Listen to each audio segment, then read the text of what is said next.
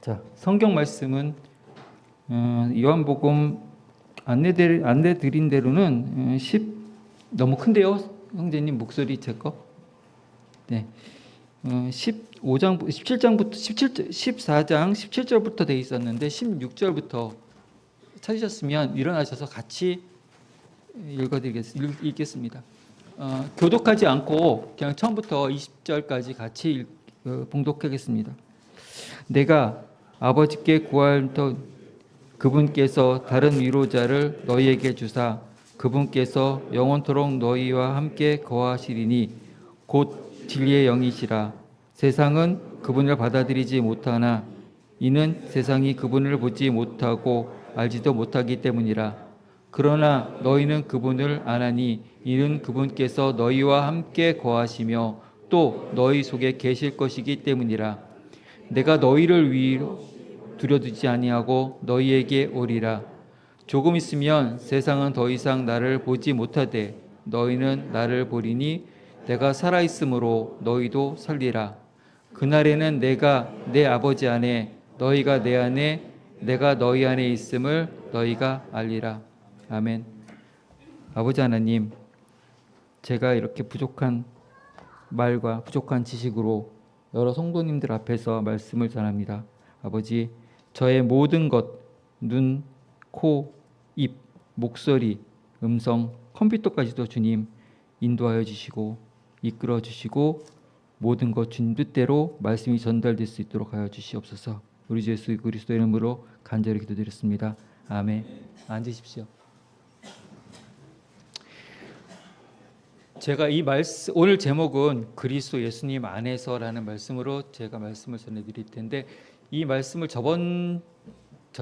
아니죠, 한 달쯤 됐나요? 한 달쯤 전에 오후에 제가 한번 말씀을 전한 내용을 다시 한번 전하게 됐습니다. 저가 굉장히 바쁘거든요. 정말 눈, 코, 뜰 새 없이 바쁜데 집사 형제님들이 더 바쁘신 것 같아요. 저보다. 갑자기 저한테 오셔가지고 형제님 말씀 좀 전해주시면 안 되시겠냐고. 그래서 떠밀리다시피 했지만 그래도 이 내용이 제가 너무 가슴에 와닿는 내용이고 내가 최근에 더 깊이 깨닫은 내용이고 막 가슴이 뜨거워진 내용이라 좀 아쉬워서 한번 그렇지 않아도 더 하고 싶었었고 유튜브라도 한번 찍고 싶었었는데 다시 한번 말씀을 전할 수 있는 기회가 생겨서 하나님 앞에도 감사하고 또 여러분들한테도 신앙생활 하는데 조금이라도 도움이 되지 않을까 이렇게 말씀을 다시 한번 전할 수 있는 기회 주셔서 감사합니다.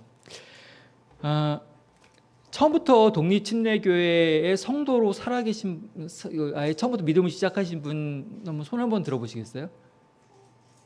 꽤 많이 그래도 있으셨네요.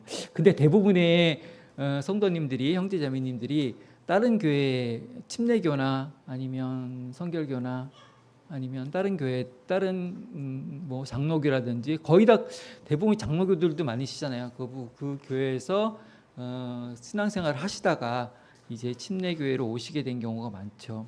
저도 마찬가지로 한 45년 이상 장로교회에서 골수 장로교 성도로 신앙생활을 하다가 이제 10년 전부터 10년 좀 넘었나요? 저부터 이제 침례교 성도로 이제 신앙생활을 하고 있습니다. 근데 기존에 저희가 교회 다닐 때는 그 교회에서 말씀하는 대로 교회 프로그램대로 그렇게 따라가다 보면 그냥 교회 생활 잘하고 있는 것 같고 믿음 생활 잘하는 것 같고 그냥 꾸준히 새벽기도 잘 나가고 그다음에 현금 내라는 거 잘 내고 그다음에 지역 모임 잘 나가고 하면 그냥 이렇게 신앙생활 내가 잘하고 있는 것 같고 뿌듯하고 그리고 또 그거 한두 주 못하면 막 불안하고 내가 신앙생활이 이렇게 믿음 생활이 떨어졌나 고민하게 되고 회개하게 되고 이런 생활을 하죠. 그러다가 독립침례교회에 딱 오니까 너무 편한 거예요. 모임이 있기를 하나, 새벽 기도를 가나, 헌금을 자꾸 내라고 말씀을 하기를 하나. 근데 이 신앙생활을, 믿음 생활을 정말 그 독립침례교회 성도로 살아간다는 게 굉장히 한편으로는 무겁고 중압감이 있는 건데 그거를 깨닫기까지가 참 오랜 시간이 걸리는 것 같더라고요. 모든 건 자기 책임이기 때문에 자기가 하나님 말씀도 더 찾아서 공부해야 되고 또 더 믿음에 대한 그런 강도도 높여나가야 되고 신앙서적도 자기 혼자 잘 찾아서 읽어야 되고 나 혼자 커나가야 되고 또 또 교회 오면 또 다른 형제들한테 또 도전도 받기도 하고 저 형제님들은 왜 저렇게 아는 게 많고 성경적 지식이 뛰어나고 나는 너무 작은 것 같기도 하고 근데 또 집에 가면 또 막상 또 성경 잘 안 읽게 되고 또 이런 생활들을 하게 됩니다. 그래서 오늘은 그 부분 어떻게 저희가 생활을 하는 것이 신약 성도로서 그다음에 침례교 성도로서 이 사는 게 좋은지 그 신약 성도와 구약 성도의 그 차이점에 대해서 제가 이야기를 한번 나누고자 합니다. 저희가 지금 우리를 보통 외부의 사람들이 볼 때 뭐라고 부르죠? 개신교인이라고 부르든 기독교인이라고 부르거나 그리스도인이라고는 거의 부르지 않죠. 우리를 보고 거의 모든 분들은 그냥 기독교인, 개신교 이렇게 부르죠. 기독교가 얼마나 어이없는 말인지 알고 계시죠? 한자에 가리사독이라고 한자를 그냥 중국말로 풀어 쓴 거를 가리사독인데 그게 그냥 기독교 우리나라 말로 그냥 이렇게 쓴 거예요. 아무런 뜻이 없어요. 거기에 굉장히 별로 이렇게 이게 우리 말하고 어원에 없는 거거든요. 개신교는 더욱더 저희가 천주교로부터 빠져나온 종교가 아니잖아요. 프로테스탄트 그렇죠? 이것도 아니에요.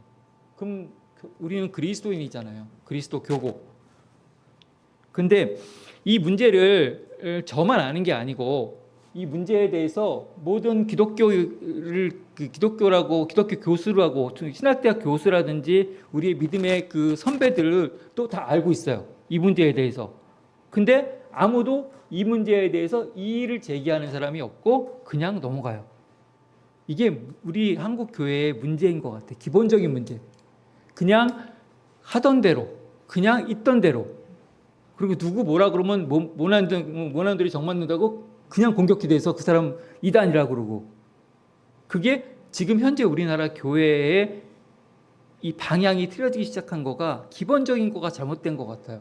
이렇게 정확히 알아야 되는데 기독교가 틀렸다면 기독교가 아니고 다른 말을 찾아야 될 거 아니에요. 개신교가 아니면 개신교가 아니고 다른 말을 찾아서 정립을 해야 될 거 아니에요. 우리 종교를.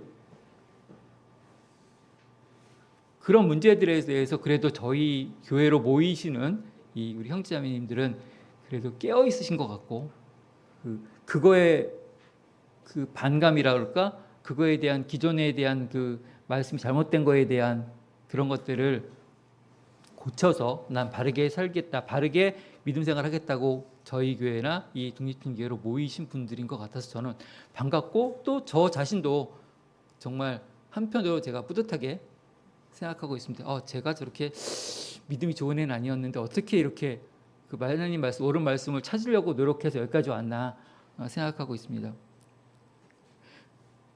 이런 문제들이 성경이 틀렸다고 얘기하는데도 그냥 그 성경 그대로 가고 있고, 그렇죠? 말씀이 틀렸다고 얘기하고 이 부분이 아니라고 얘기하는데도 불구하고 그냥 그 할아버지 목사님이 하셨던 대로 자기가 교회에서 그 교회 학장님이 말씀하셨던 대로 따라가는 그 문제점들이 우리나라의 그 교회의 가장 큰 문제점들로 지금 되고 있는 것 같아요. 그래도 다행히 저희 교회나 저희 모임으로 오시는 형님 자매님들은 그래도 그 강단 있으시고 그리고 그다음에 자기가 하고자 하는 그 느낌대로 바른 믿음을 찾아가서 용기가 있으신 것 같습니다. 예수님이 하늘에서 이 땅에 내려와서 많은 친구들과 많은 제자들을 삼으셨어요. 또 그들과도 친구처럼 지내시고 같이 밥도 먹으시고 같이 이야기도 나누시고 또 슬픔도 나누시고 그러면서 죽고 부활하시고 하늘에 올라가시면서 지상의 친구들을 자기가 제자들이나 자기의 말씀을 따르는 자들을 외롭게 남기지 않으시고 내가 너희를 위로 없이 두지 아니하고 너희에게로 오리라. 그분께서 오시면 너희를 진리 가운데 인도하시리라. 그렇게 말씀하셨죠. 성령님을 우리에게 보내주셨어요. 성령님의 내주야말로 구약 성도와 그 다음에 신약 성도의 그 큰 차이점인 거죠.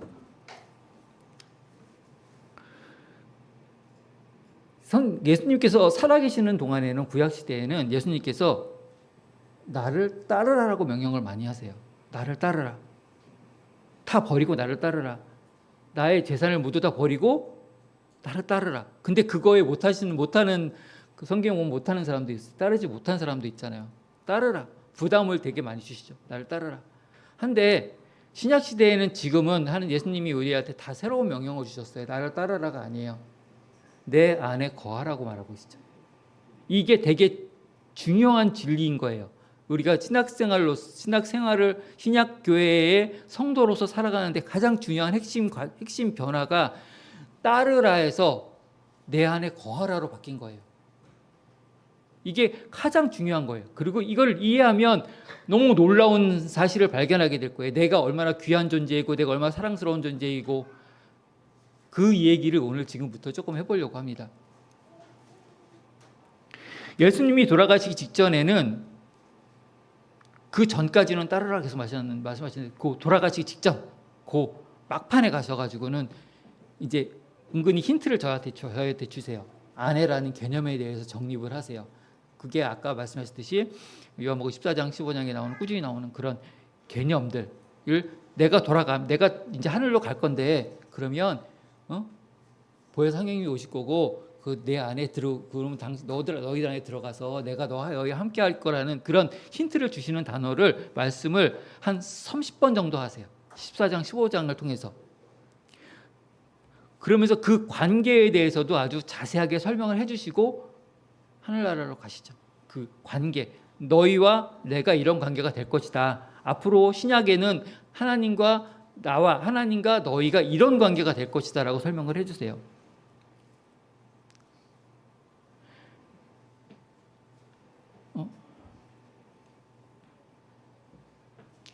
예수님이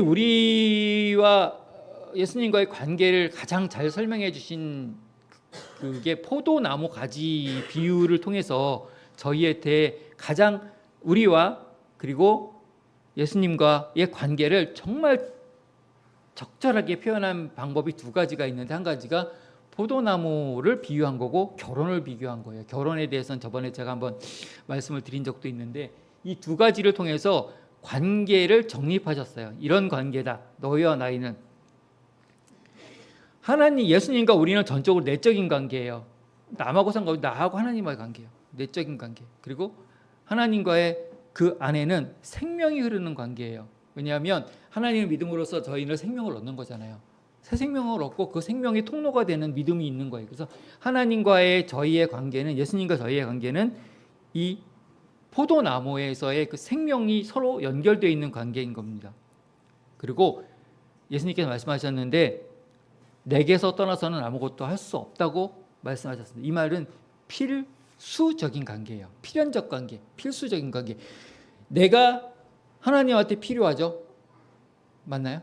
하나님이 저한테 필요해요. 왜냐하면 하나님이 저희를 통해서 영광 받으셔야 되고 저희를 통해서 기쁨 받으셔야 되고 저희들을 통해서 찬양 받으셔야 되고 그럴 때 하나님조차도 이 인간들을 창조해 내시면서 서로 보완적이라고 하기 표하지만 그 필수적으로 저희를 원하시는 그런 관계인 거예요. 일방적인 관계가 아니고 은혜로 구원을 받았다 이 뜻은 이런 관계가 형성이 됐다는 거예요. 그러니까 위치가 바뀌는데 그 위치가 존재가 바뀌는 거거든요. 이 바깥에 있던 하나님 안에 없던 포도나무 바깥에 있던 위치에서 포도나무 송이가 되는 가지 줄기가 되는 그런 이 바뀌는 거예요. 내 신분이. 이거는 아주 옛날부터 우리한테 지어진 원죄에도 해당이 되는 문제입니다. 그게 왜 필요하냐면 아담은 하나님이 만든 울타리 안에서 창조되었어요. 그렇죠? 근데 아담은 죄를 지어서 울타리 밖으로 쫓겨났어요. 그리고 그 이후로 사람들은 울타리 바깥에서 태어나게 돼요. 계속해서. 근데 이 둘째 사망을 통해서 하나님을 믿음으로 통해서 이 안으로 들어오는 삶이 되는 거죠. 저희가 다시 울타리 안으로 그 생명을 얻게 되는 그런 것들이 하나님과 저의 관계가 새로 정립되는 거고 우리의 존재 가치가 새로 정립되는 겁니다. 내가 내 안에서 내 안에 거한다는 뜻이 단순히 비유로 말씀하시는 거 아닌 거 아시죠? 그럼 분명한 사실이에요. 이 사실을 느끼시면 막 전율이 느끼는데 혹시 그 전율을 느껴보신 분 있으신지 모르겠네요.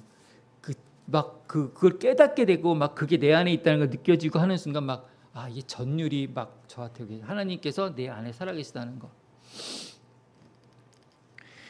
내가 그리스도 안에 거한다는 하나님이 그리스도 안에 거한다는 것과 하나님이 내 안에 거한다는 것은 같은 말입니다.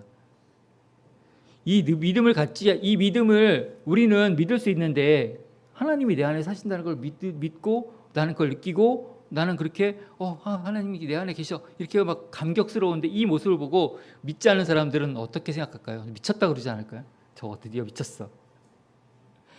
정말 큰 진리예요. 정말 느낄 수 있잖아요. 그렇죠? 이 사실이 믿어지시나요? 이 하나님이 내 안에 계신다는 거 믿어지시나요? 아멘. 아멘이죠. 하나님이 분명히 내 안에 살고 계세요. 이거를 못 느끼신다면 정말 나의 구원을 다시 한번 되돌아보셔야 될 것 같아요. 이걸 느끼실 수 있어야 돼요. 내 안에 계신 하나님을. 보라, 이게 홀트먼트의 그 유명한 그림이긴 하거든요. 천주교 그림이긴 한데 이게 그 문을 두드리고 계신 예수님을 표현하는 그림으로 아주 유명한 그림이에요. 보라, 내가 문에 서서 두드리니 누구든지 내 음성을 듣고 문을 열면 내가 그에게로 들어가리라. 그림처럼 예수님이 우리들에게 들어오시려고 문을 두드리고 계시지만 문을 열어 안으로 들어오게 하는 문을 여는 행동은 그분을 받아들이는 자, 그분의 이름을 믿는 자에게는 즉 하나님이 아들이 믿는 권능을 그분에게 주셨으니 즉 믿음으로 그 문을 여는 것입니다. 여기에 계신 여러분들은 저 문을 여셨죠? 혹시 안 여신 분 계신가요? 안 여신 분이 계시다면 목사님한테 상담을 의뢰하시기 바랍니다. 그리고 반드시 그 문을 여셔야 돼요. 그 문을 여는 순간 세상의 모든 다른 것들이 좀 가볍게 느껴진다고 그럴까요? 이 세상에 내가 그 문을 열므로써 내가 가질 수 있는 권능, 내가 가질 수 있는 내가 나한테 오는 그 권능은 정말 말로 표현할 수 없는 하나님이 내 뒷백이 되는 건데 그런 거를 느끼실 수 있는 그런 감동을 느끼실 수 있습니다. 혹시라도 제 지금 설교를 온라인으로 들으시든지 하신 분이라도 이 두드리고 계시는 예수님이 이 문을 여는 건 여러분의 몫이에요. 그냥 열리게 되어 있다가 아니거든요. 여는 거는 정말 자신이 내 마음에 이 문을 여는 순간 내 안에 들어오시는 거거든요. 이 문을 여는 행동까지는 여러분들이 하셔야 되는 거예요.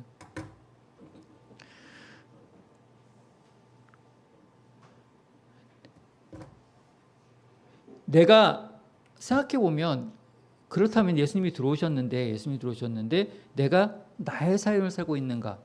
아니면 그리스도께서 나를 통해서 그분의 삶을 살고 계신가? 이 문제를 심각한 고민하는 단계까지 저희가 믿음이 성장해야 돼요. 내가 내 자신이 그냥 좋아서 하나님을 찬양하고 내 자신이 좋아서 하나님한테 매달리고 이게 아니고 이거보다는 이건 좀 어린이 차원의 신앙이라고 그럴까요? 이걸 넘어서서 나를 통해서 예수님이 사시나 이게 가장 저희들이 앞으로 추구해 나가야 될 신약 성도로서의 삶인 것 같아요.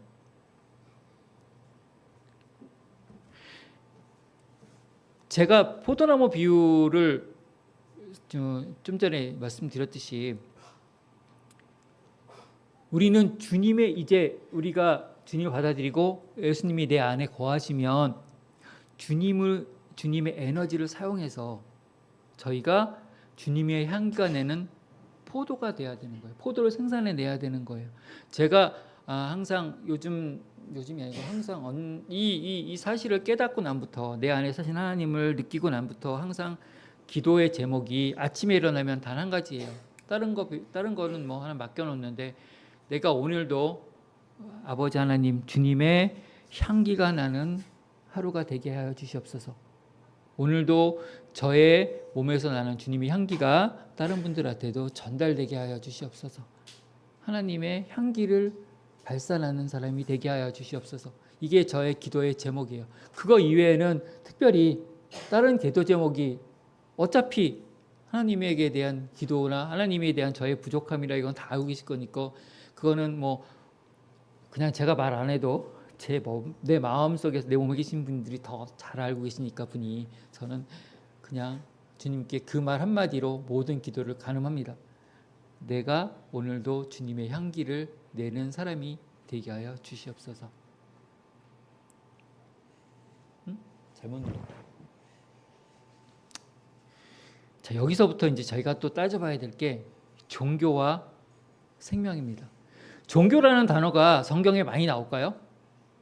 거의 성경에 종교라는 단어는 한 4번 정도밖에 안 나오고 거의 나오지 않습니다. 종교의 뜻은 종교라고 말한 그 어원의 뜻을 보면 거의 속박하다, 의무를 지우다 이런 것들이 대부분이에요. 근데 그런 것들을 보면 지금의 종교가 거의 지금 기독교라고 말하는 그 우리 하나님을 믿는 사람들의 그 종교들이 그 교회들이 하고 있는 일이 그렇지 않은가라고 생각을 하게 돼요. 정말 종교인 것 같아요. 계속해서 헌금의 속박을 지우고 물론 모임도 중요하지만 필요치 않은 모임을 너무 많이 강요하고 얽어매려고 많이 교회로서 떠나지 못하게 하려고 하는 그런 속박들.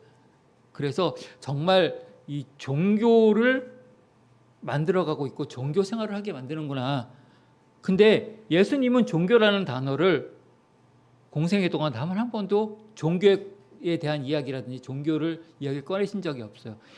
예수님은 종교를 세우러 오신 게 아니라 저희에게 생명을 주시러 오시기 때문입니다. 내가 온 곳은 양들이 생명을 얻게 하고 생명을 더욱 풍성하게 얻게 함이라. 내가 그들에게 영원한 생명을 주노라. 이것들을 기록하면 예수님께서 하나님의 아들 그리스도이심을 너희에게 믿게 하려 함이라. 또 그 믿고 그분의 이름을 통해 생명을 얻게 하게 하려 함이라. 이렇다 예수 그리스도를 믿는 행위가 아니고 생명을 얻는 것입니다. 예수님을 믿고 그리스도를 믿는다는 것은 그냥 단순하게 믿음 생활을 하는 게 아니고 생명을 얻는 것, 생명을 얻는 그 일이에요.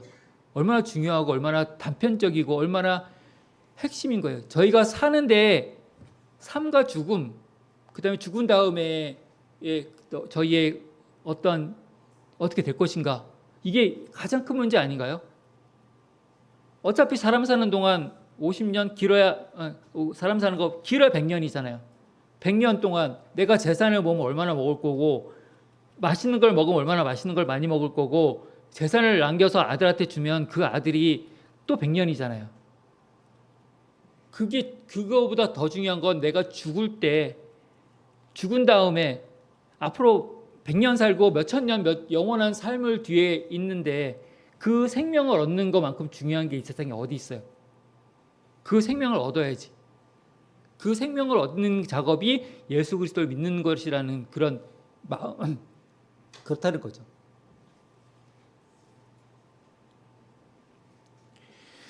산상수훈을 통해서 예수님께서 복음을 믿는 자들은 영이 가난한 자들, 복을 받을 사람들은 영이 가난한 자들, 애통한 자들, 온유한 자들, 마음이 순수한 자들이라고 하셨습니다. 예수님이 어디에 율법을 잘 지키는 사람들이라든지 아니면 헌금을 많이 낸 사람이라든지 바리새인들이라든지 율법학자들이라고 했습니까? 그 당시에 제일 유명하고 가장 믿음을 정확히 하고 있고 믿음 생활 잘한다는 사람들이 누구예요? 그 사람들은 율법학자고 그 사람들은 바리새인들이고 그런 분들이 그 사회 지도층들이 가장 하나님의 말씀을 잘 듣고 율법을 잘 지키고 그런 사람들이 있잖아요. 그러면 그분들이 얘기할 때 내가 하나님한테 제일 가까워, 내가 하나님의 복받은 사람이야 라고 얘기했는데 예수님은 그렇게 말씀하지 않으시고 복받을 사람은 온유한 자, 마음이 순수한 자, 애통한 자, 마음이 영이 가난한 자라고 말씀하셨어요. 전혀 다르게 말씀하시고 계시죠.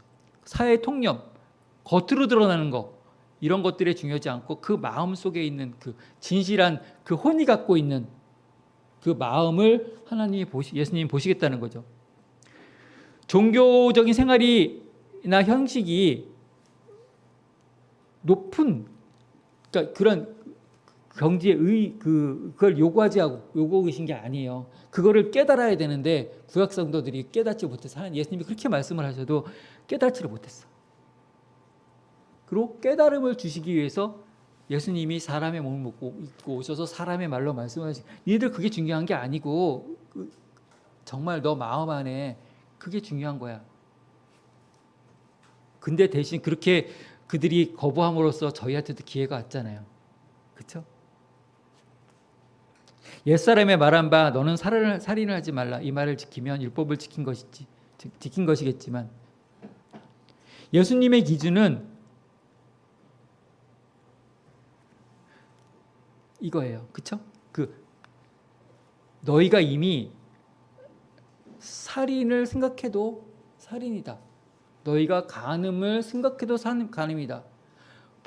눈으로 보고 즐거움을 느꼈다면 그것도 간음이다. 이미 인간이 요구할 수 없는 수준을 말씀하고 계신 거예요. 율법이 그게 뭐냐면 율법으로 똑같은 거예요. 율법을 지킬 수 없잖아요. 똑같아요. 사람이 마음만 먹어도 살인이라고 말씀하셨는데 이 살인을 해결을 해야 돼. 이 죄를 매분 매초 매시간 짓고 있잖아요. 이 죄. 그리고 원죄가 있죠. 그다음에 죄들이 있죠. 이 두 문제의 죄들을 한 번에 해결을 해야 되거든요. 그게 인간의 힘으로는 할 수가 없어요. 왜냐하면 아시잖아요. 죄 안 짓고 사실 특히 남자분들 텔레비전 보면 죄 안 짓을 수 있나요? 전쟁 영화 보면 살인이고, 또 요즘 걸그룹들이 얼마나 노출을 많이 하고 나와. 그럼 보면 다 간음이에요. 그렇다고 눈 닫고 귀 막고 살 수는 없잖아요. 십계명을 지키고 그 다음에 지키지 않고의 기준이 아닌 거예요. 우리가 하나님한테 가는 게. 근데 옛날엔 그게 다인 줄 알았어. 정말 옛날 우리의 믿음으로, 우리의 장로교 다닐 때 믿음은 일요일날, 주일날 교회 끝나고 집에 가다가 점심도 못 사 먹게 했어요. 그렇죠? 그러지 않으셨나요? 옛날 저희 교회 그랬는데 그 외식이 아닌데 일요일 날은 주일 성수해야 된다고 다른 일을 못 하게 했어요. 밥도 못 사 먹게 하고. 근데 그거는 주일 성수가 아니거든요. 그럴 것 같으면 교회도 오지 말았어야지. 그 차 타고 운전하고 왔는데 그게 아니란 말이죠.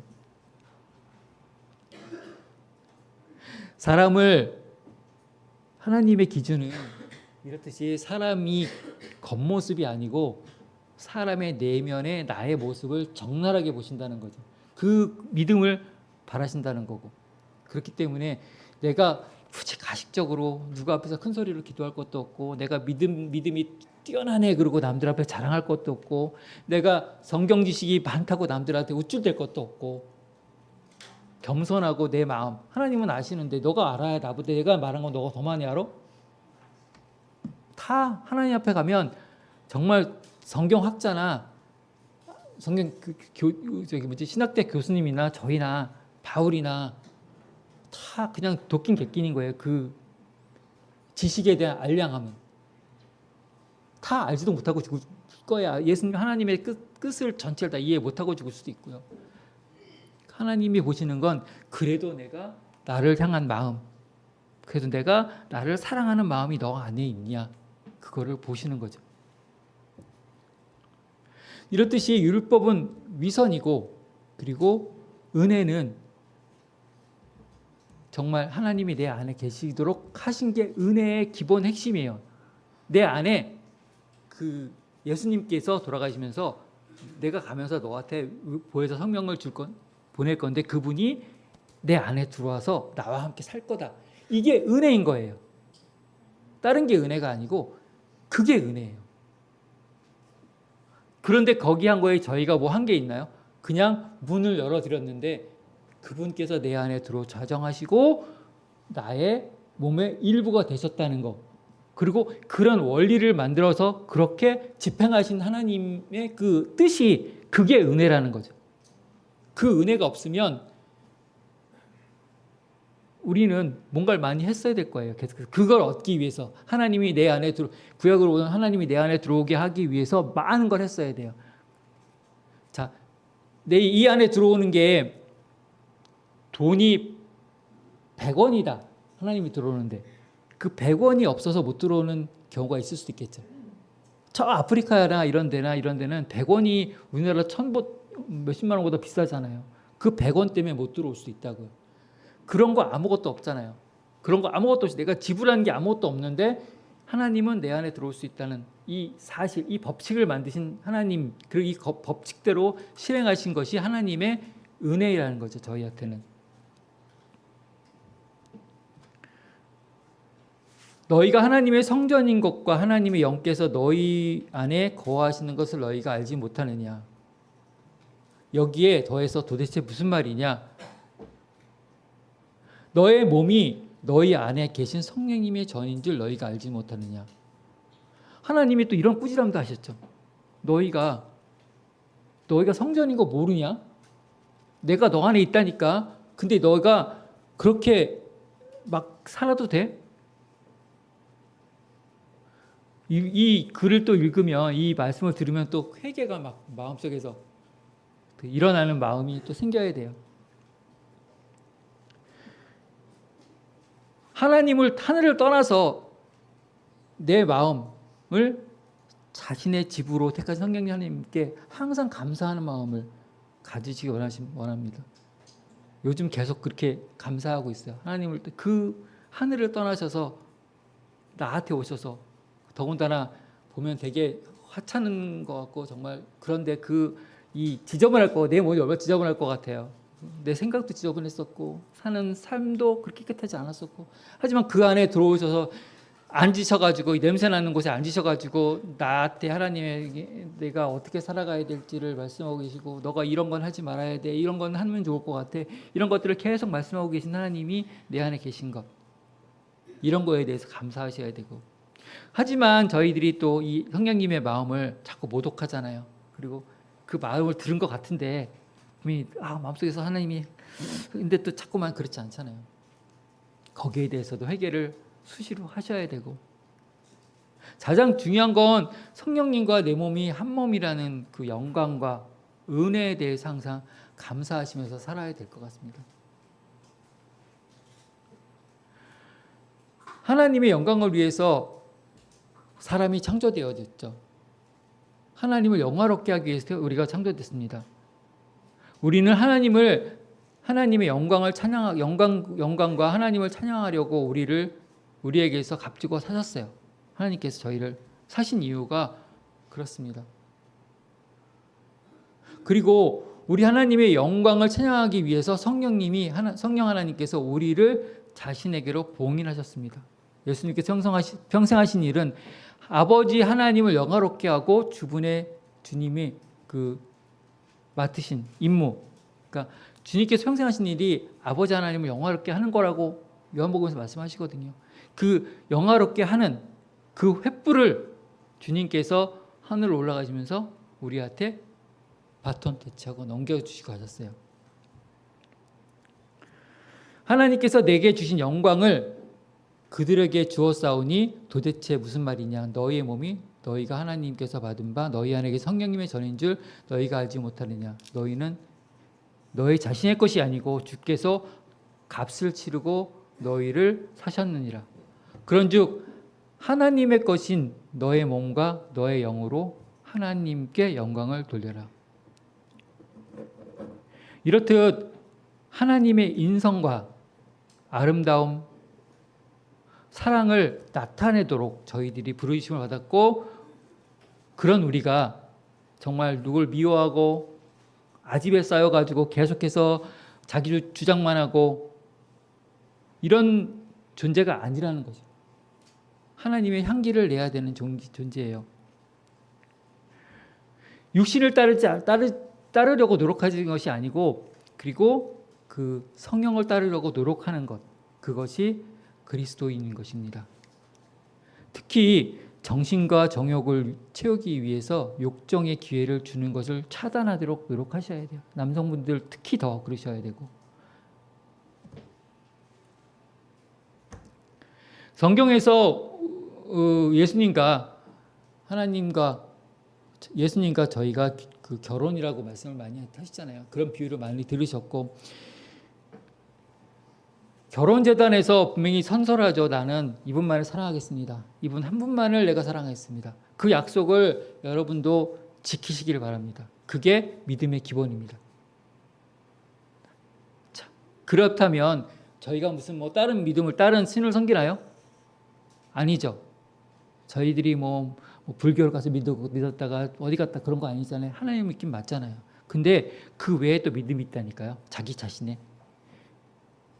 믿음은 어떤 거라고 저는 생각하냐면 의자가 뒤에 있어요.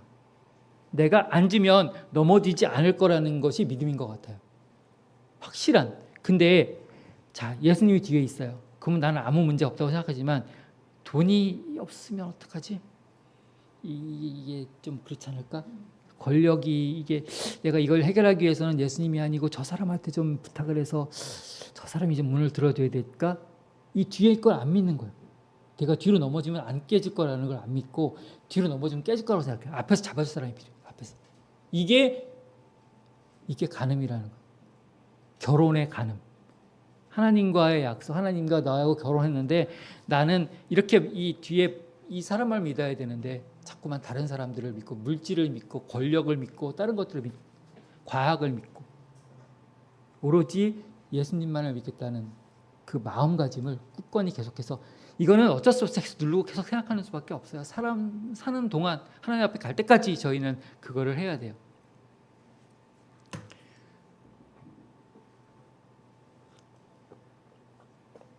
제가 물을 한 잔 마셨죠.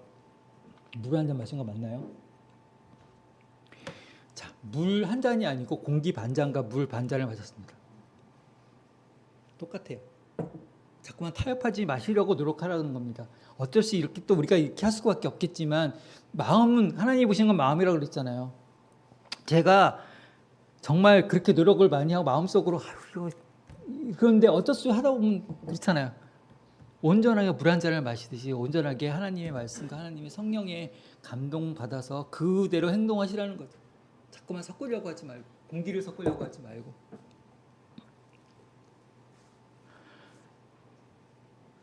다시 그 성령 충만함이라는 것이 그 하나님을 믿는 믿음에서부터 발생하는데 자, 이런 기도들을 많이 저희가 할 때가 있어요. 그럼 거의 기도들 중에 이런 기도를 많이 하실 것 같아요. 내 뜻대로 하지 마시고 아버지 기도 말미에 가서 막 얘기를 해요. 나 아버지 저 이것도 주시고 저것도 주시고 저것도 해주시고 뭐 하시고 다 말씀을 한 다음에 맨 마지막 기도에 이제 그렇게 하죠. 믿음이 좋은 것처럼 내 뜻대로 하지 마시고 아버지 대로 하옵소서. 정말 그런가요? 정말 나는 그렇지 않을 때가 많아요. 내 마음의 구석에는 이렇게 됐으면 좋겠다는 생각을 해요. 하지만 그 끝에 가서 기도해서 저희는 그렇게 기도를 드리죠. 과연 하나님의 뜻대로가 그렇게 될까? 하나님의 뜻은 아무도 모르잖아요. 자, 내가 살인자가 될 수도 있어. 하나님의 뜻으로. 믿음, 하나님의 구원 방식에 있어서 너가 저 사람을 죽이는 게 너의 구원과 나의 하나님의 왕국을 이끌어내기 위해서 가장 중요한 일을 하시면 하나님이 나를 통해서 이 사람을 죽이게 할 수도 있어요. 그러면 내가 뜻한 바는 아니잖아요. 내가 거부할 수도 없는 거고. 과연 그럴까요? 그러니까 그거를 하기 위해서는 정말 성령님한테 매달려서 성령님의 뜻대로 성령님의 마음대로 이게 되지 않으면 그 기도가 그렇습니다. 근데 하지만 계속해서 나를 그 안에서 성령님 안에서 갔다 오면 어느 순간부터는 마음이 많이 줄어들 거예요. 이 하나님의 뜻이 나를 그렇게 궁핍하게 만들지는 않을 거고 하나님 뜻이 그렇지 않다는 것을 느끼실 수도 있고요.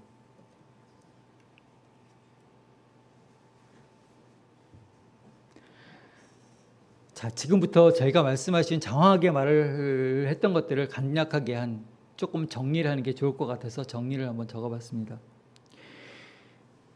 내가 문에 서서 두드리더니 누구든지 내 음성을 듣고 문을 열면 내가 그 안으로 들어가리라. 그래서 아들이 있는 자에게는 생명이 있고 또 이 말씀이 그리스도가 내 안에 사신다는 것이 신학 생활의 기초라는 거 아까 말씀드렸죠. 이거를 아셔야 돼요. 그래서 이걸 느끼셔야 돼요. 구약과 신약의 기본적인 차이점 중에 제일 큰 것이 아인, 아닌, 인. 따르라가 아니고 인.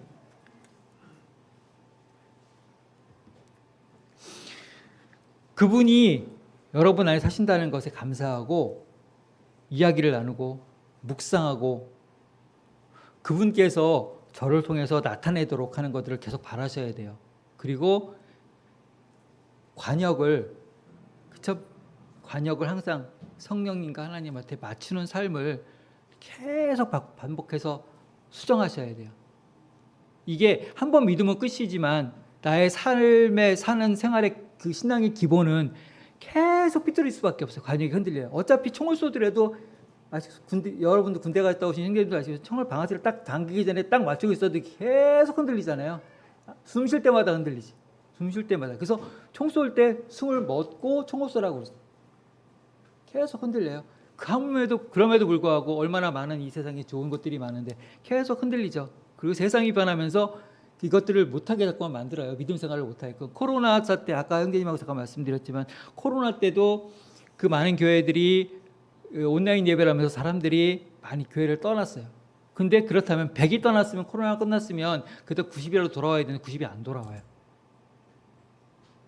반도 안 돌아올 정도로 다시 그냥 그 생활에 젖어가지고 교회를 떠나시는 분들이 되게 많이 생겼어요. 사탄은 이렇게 다양한 방법과 다양한 수단을 통해서 아주 교묘하게 잘근잘근 교회에 하나님으로부터 떨어져 나가게끔 끊어내고 있습니다.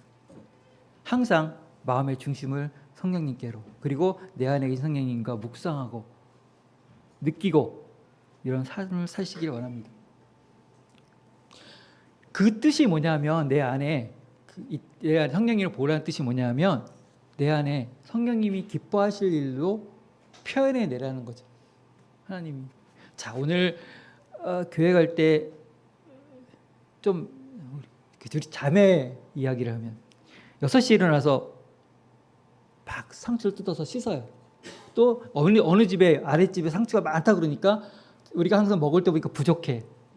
그러니까 또 아랫집에 가서 토요일 날 가서 그 남의 집 거 다 뜯어서 또 한 상도 이렇게 만들어 가져갈 수 있게 만들어. 이런 마음들을 볼 때 그 때 끝에 가서 할 때 그걸 보면 하루 한 주 쉴만할 때도 그걸 하는 자매를 보면 저런 것들이 성령님이 기뻐하신 일이 아닐까. 응? 형제 자매들을 위해서 그 사람들이 기뻐하는 걸 보고 그 사람들이 맛있는 걸 보고 기분이 좋으니까 그걸 계속해서 하고 싶어서 저렇게 하는 것들. 또 계란 저희 집 이제 유정란이 많이 낳기 시작해요. 그러면 이번 주에는 또 어디 누가 또 몸이 불편하시다는데 한번 또 먹여야 되지 좋지 않을까? 한두 개라도 갖다. 오리가 또 알도 낳기 시작해. 오리 알도 몸에 좋다는데 이런 마음들을 갖는 그 마음이 하나님이 그 마음을 보고 성령님이 기뻐하실 것 같아요. 그런 기뻐하는 마음들을 계속 하루하루 만들어내가는 그런 삶이 성령님을 기쁘게 하는 마음인 것 같아요. 항상 저 형제자매님들이 부족한 바가 있으면 보이면은 물질을 못 하잖아요. 그래도 기도 하나님한테 중보하고 기도하고 도와드리려고 마음속으로 느끼고 하나님이 벌써 얘를 도우려고 마음 먹은 순간 직접 안 도운 것랑 똑같이 그 마음을 보신다니까요. 보시고 너를 도왔다고 보신다니까. 예수님 그러셨잖아. 살인한 것만 그렇게 보는 게 아니고 내가 선행한 것도 그렇게 보신다니까요. 똑같은 원리예요. 그리고 전기 기술자들이 정말 이런 거 삼성전자가 전에 일본에서 그랬나 어쨌든 대만이었을 거예요. 지진이 나가지고 그 반도체 공장에 먼지가 조금 유입이 됐어요. 1년 동안 삼성전자가 대박이 난 거야. 나노칩을 생산을 못해요. 그 안에 그 조그만 먼지가 들어갔기 때문에 그거를 완벽하게 먼지가 없는 상태로 만드는 그 과정을 통해서 완전히 안정화가 돼야 거기서 그 D램이 나오는 거예요. 그만큼 정말 조금의 저항도 허용하지 않으려고 그렇게 노력을 해요. 똑같이 우리 마음속에서도 하나님과의 접촉이 방해될 수 있는 것들을 웬만하면 자꾸만 차단하려는 노력이 필요해요. 저희들이 기도를 드리기 전에 기도를 오늘 저녁에 좀 기도를 좀 깊게 하나님과 교제를 해야 되겠다 싶으면 1시간, 2시간 텔레비전 좀 안 보시고, 그리고 핸드폰 좀 내려놓으시고 말씀을 좀 읽으시고, 그런 가운데 자꾸만 그런 것들이 습관화가 돼서 자꾸 하나님과 저희를 방해하는 이런 일들을 자꾸 차단하는 일들을 꾸준히 하셔야 돼요. 그리고 자꾸만 그 말씀으로 채워있는 게 기본이잖아요. 기독교 우리 이 그리스도인들의 그 기본 말씀으로 계속 채우셔야 돼요. 큰 말씀 필요 없고 한 단어 한 문장이라도 그날 이렇게 읽다 보면 마음에 안 드는데, 그 문장이 마음에 들면 한 달이 갈 수도 있고, 그 문장이 마음에 들면 1년이 갈 수도 있고, 그 구절이 마음에 들면 그냥 그 구절에 매달려서 그렇게 말씀으로 계속 채워 나가셔야 돼요. 그리고 기도하는 삶이 중요해요. 구하는 기도는 기초적인 기도라고 아까 말씀드렸죠. 하지만 하셔도 돼요. 하시면 안 된다는 뜻이 아니에요. 하셔도 돼요. 근데 어느 정도 계속 하다 보면 그 기도가 이미 아는 말씀을 자꾸 내가 하는 거구나라는 걸 느끼실 때가 오실 거예요. 기도는 아까 저희가 결혼했다고 그랬잖아요. 예수님하고 우리하고 쓰는 러브레터예요. 사랑의 편지. 사랑의 편지에다가 이번 달 월급이 덜 들어온 것 같아. 이번 달에 저기 낼 거 많은데 좀 어떻게 안 되겠어? 이런 거 러브레터에 안 쓰시죠? 러브레터 안 써보셨어요? 러브레터에는 정말 그분에 대한 사랑을 쓰잖아요. 그 사람에 대한 사랑은 나 당신 너무 사랑합니다. 낯간지럽긴 하지만 말로 못하니까 글로 써서 그 말을 전하죠. 기도가 그거예요. 하나님과 내가 하나님한테 사랑 고백하는 거. 하나님 정말 사랑합니다. 하나님 감사합니다. 하나님 저한테서 하나님 닮은 하나님의 향기가 나게 해주세요. 이게 기도거든요. 그 기도를 계속 끊임없이 항상 하면은 제가 전에 한번 설교 말씀 전하던 중에 기도에 대한 말씀을 한 적이 있는데, 그 중보에 대해서 그 기도를 들으신 하나님께서, 성령님께서 이 기도 플러스 내가 당신을 사랑합니다에 대한 기도 플러스 나의 구함, 나의 공핍함, 나의 필요를 중보해 주신다니까요. 그 기도가 굉장히 중요해요. 중보되는 기도가 내가 중보해 주시는 게 아니라 하나님이 중보해 주신다니까, 직접 내 안에서.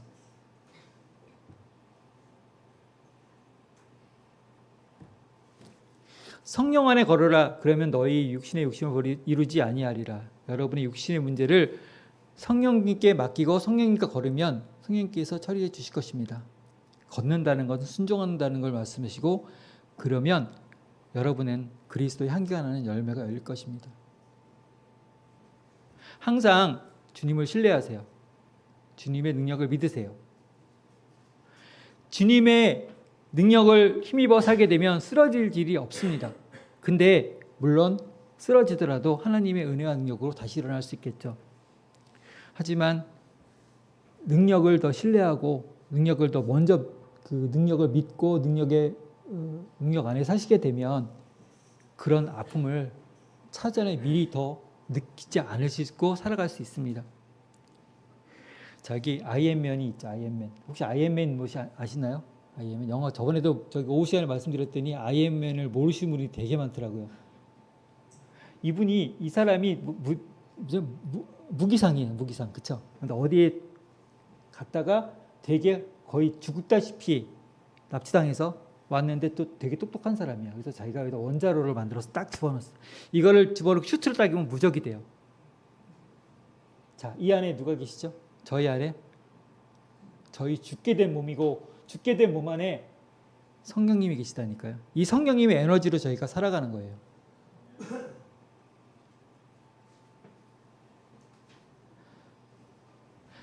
제가 오늘 생각보다 옆으로 많이 세가지고 이 말씀이 길어졌습니다. 중요한 건 하나님 포도나무이신 그리스도의 저희 가지로서 생명이 흘러가는 통로인 거예요. 생명이 흘러가는 통, 그거를 인식하시고 내가 살려고 하지 말고 내 안에 계신 예수님이 나를 통해서 살아가게 하는 게 가장 중요하다는 말씀을 드리고 싶었어요.